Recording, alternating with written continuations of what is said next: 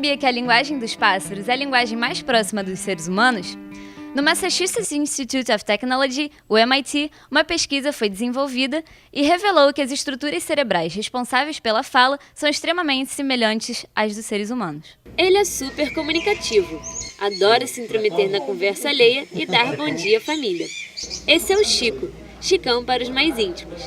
Da espécie papagaio verdadeiro, animal nativo da fauna brasileira, ele aprendeu a reproduzir sons e frases que ouvia em casa desde pequeno. Oi, cadê vó, mãe, e aí agora deixar falar tudo. Aprende muito rápido. Se você passar o dia inteiro do lado dele falando alguma coisa, daqui a pouco ele já tá berrando sozinho aí o que é pra falar. Segundo este professor de linguística do Instituto de Tecnologia de Massachusetts, o MIT, essa comunicação tão próxima tem explicação científica.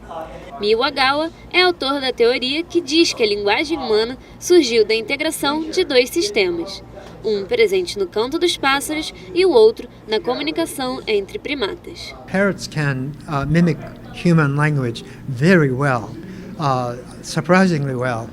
The one thing we do know is that they don't know what they're saying, right? And so what that tells us is that birds have both the brain circuitry and the vocal cords similar to human beings to produce language or something that sounds like language. What they don't have is symbolic thinking, which gives us the meaning behind all of those expressions. Ainda segundo o pesquisador, o córtex, que é a parte mais externa do cérebro humano, possui tipos celulares, padrões de ligação e expressões genéticas similares a de outros mamíferos e algumas aves. E isso mostra que não somos tão diferentes assim. As áreas cerebrais chamadas de Wernicke e Broca, dedicadas à linguagem, são áreas comuns aos gorilas, por exemplo. Além deles, outros primatas, como os gibões, desenvolveram um sistema complexo de comunicação. Eles emitem um som distinto para cada predador, como forma de alerta. Monkeys here in Brazil have a very similar system of alarm calls. So eagle means everyone climbs down the tree. Okay. What's interesting is that there are apes, like gibbons, that not only have alarm calls, but they also sing, just like birds. And so they have two different systems, the lexical system, the alarm calls, and the expressive system, the singing, but separate. They don't combine like we do.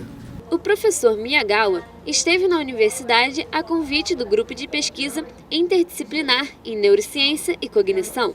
Segundo o especialista, assim como os primatas criaram significados para os sons que emitem, as aves também têm sistemas de significação. O canto dos pássaros não apresenta estruturas de palavras. No entanto, ele é a analogia mais próxima da linguagem humana. Human language represents human beings. No other creature has anything like what we have.